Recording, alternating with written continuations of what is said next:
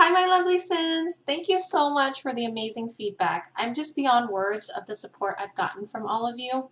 This super short video will recap my point-related findings for Knighthood boss Einek, so please like and subscribe to send me some love.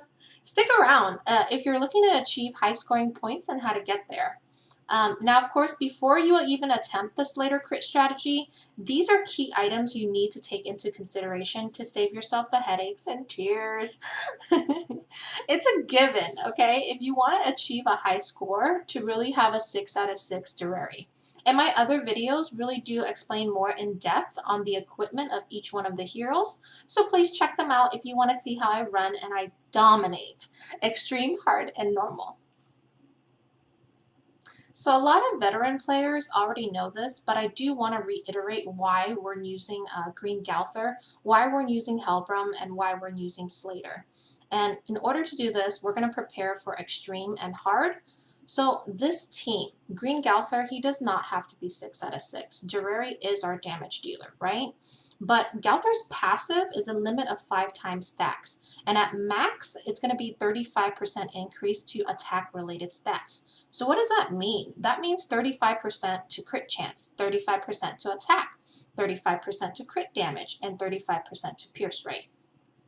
On top of all of his Galther stacks, we're going to have to, on the kill turn, use Helbram's Gold buff. And Helbram's Gold buff is going to stack with 30% attack-related stats increase. That's giving you another 30% for crit chance, for attack, for crit damage, and for pierce rate. And then before we ult with Durari, we always want to ult with Helbram. And Helbram's ult removes buffs on the target.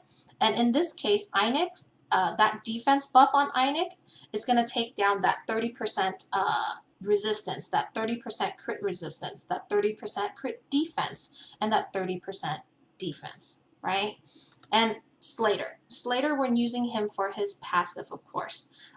And you want to max him out his crit chance at 130%.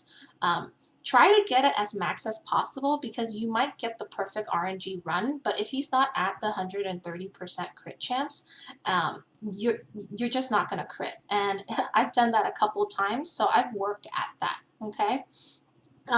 Slater's Overpower card, don't just look at that as not only stopping Einek from stripping our Durari buffs, but it also lowers attack-related stats. So his rank 1 will lower Einek's attack-related stats by 20%, the rank 2 is down 30%, the rank 3 is down 40%. So if you can't stop Einek from ulting you and you have a rank 2 or a rank 3 of Overpower, use that because then it's just going to decrease the damage that you're going to take. So point system, right?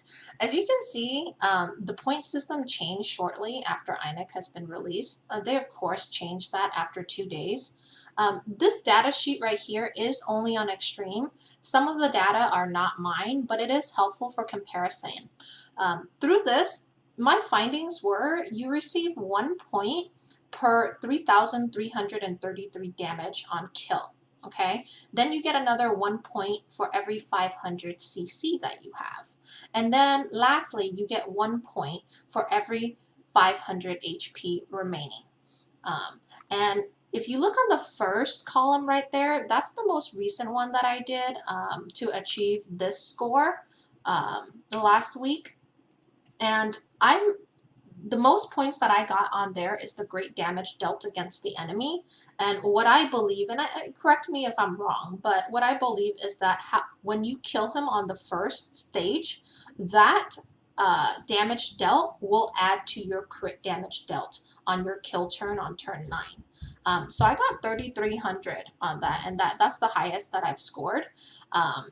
On the other week before the pre-update, I did get 6,500, but that was because the point system was just really, really odd.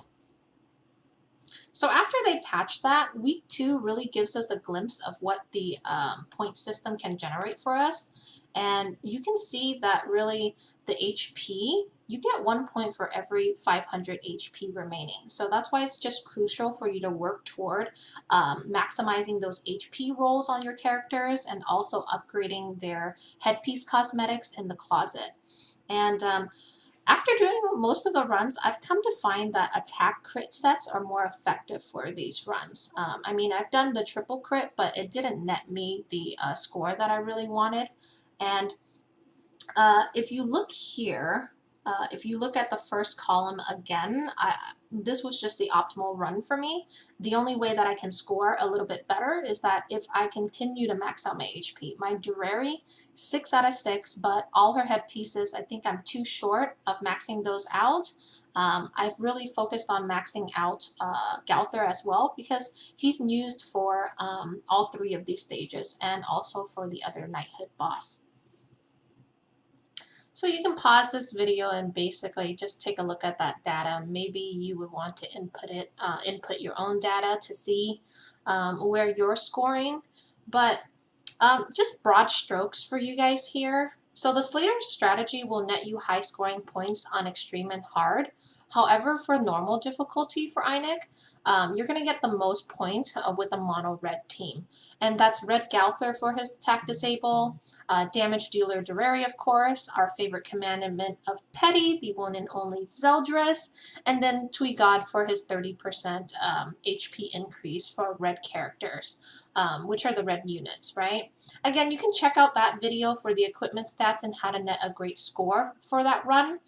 But keep in mind Sandy's turn counter, extreme, you want to kill Einek by turn 9. For hard and normal, you want to kill him on turn 6. And then just to end this video, it should be a working goal to upgrade all of Durari's weapons cosmetics, and then for all your other characters for their headpieces in the closet that contribute to HP, because as you can see from the other slide, that HP really does matter. So don't feel like you're left behind, because many of us are free-to-play players. Grind the hell out of those hell demons, train your ass off in the grotto, and complete events that give you the resources to put toward these things. Now, this week seems to be qualification week for Guild Wars, so let's fight to improve our scores. So good luck, my fellow Sins. Please leave a like and subscribe, and thanks for watching. I'll catch you next time. Bye!